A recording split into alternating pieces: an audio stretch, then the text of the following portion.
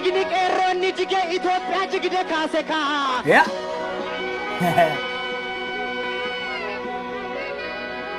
Igni qeerroonni jige Itiyoo Eertiraa walitti taraarse kaa. Nan sobee.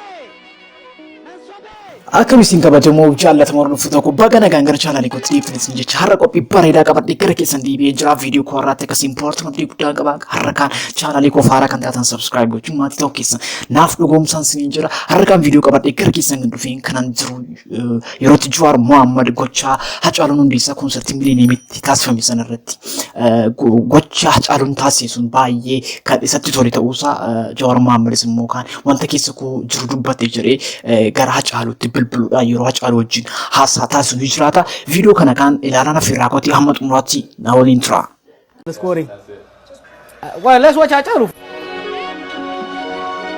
Igni qeerroonni jige Itoophiyaa jigde kaase kaa. Yeah.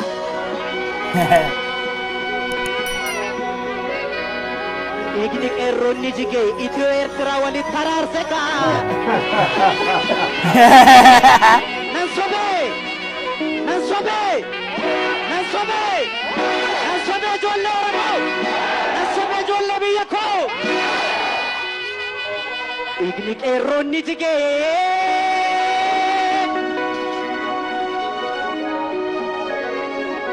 Igni qeerroonni jige biyya jigde kaase kaa.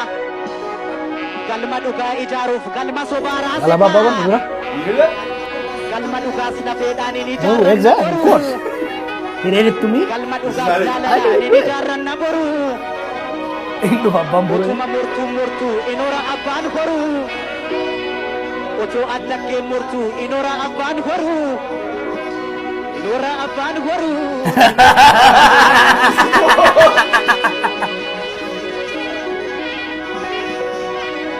Abaayee bacholooni neebu.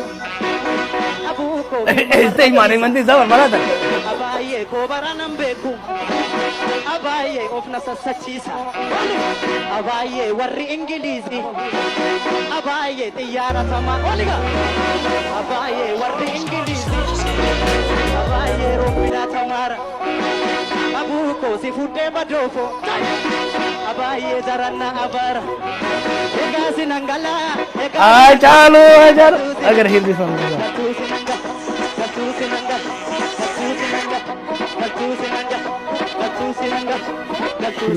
Dio. Abaayee bacholooni neeku. Abuukoo himma marrachiisa. Abaayee koobara nan beeku. Abaayee of sassachiisa. Abaayee akkanatti seete. Abuukoo foolii. Hello.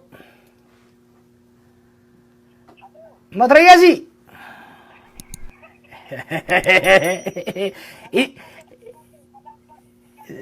Si ko ani jara ko mami anu sodaadhen silaalaa ture taa'etani maal jedha bakka onne koorraa naa dubbatte bo onne koorraa lakka bo dhugaa arra Oromoo hunda irraa dubbatte beektaa garaa Oromoo hunda waanuma jiru dubbatte. Viidiyoo kana gaafastan waan bira turreef reakshinii isaa ilaaluudhaaf waraabne.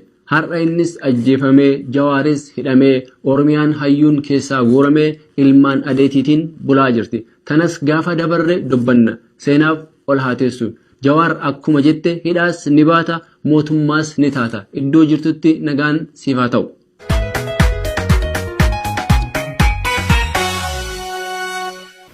Jaarsi wayii waan nuun jedhe achi bullee jaarsota jidduu jaarsota seenaa ajaa'ibaatu jira. Gaafa Jeneraal Waaqoo achiin bahu warri OPDO kun itti duulanii namni akka nagarre godhanii makiinaa isaa irratti Waaqoo hir'uu jedhanii barreessanii jedhe. Jaarsi argee irraa haxaa'uuf hin fiigee shamisaan huccuudhaan waggaa irraa argee dhiisi